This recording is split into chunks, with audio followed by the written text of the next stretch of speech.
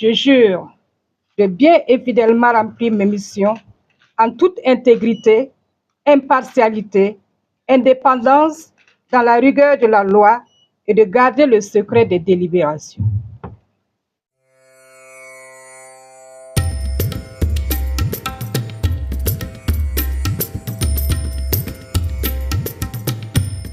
Nous sommes en effet réunis aujourd'hui et nous avons reçu solennellement le serment des membres du Conseil supérieur de la magistrature qui n'avaient pas encore eu l'occasion de prêter serment devant le Conseil constitutionnel. Cette formalité n'est pas un simple protocole. Elle consacre l'entrée de ces personnalités dans une mission fondamentale au service de la justice et de l'état de droit. Le serment que vous venez de prononcer, mesdames et messieurs les membres du Conseil supérieur de la magistrature, est un engagement solennel, un engagement irrévocable.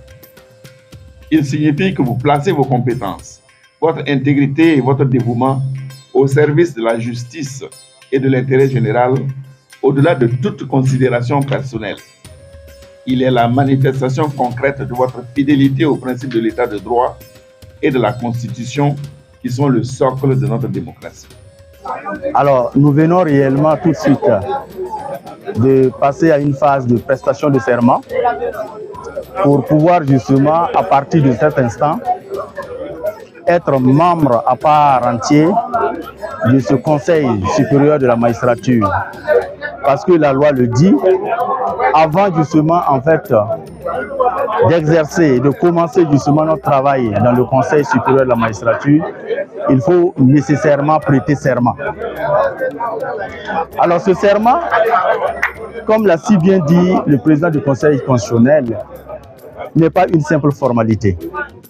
Il relève plutôt de la loi et il nous invite déjà dans sa formule de remplir fidèlement nos missions.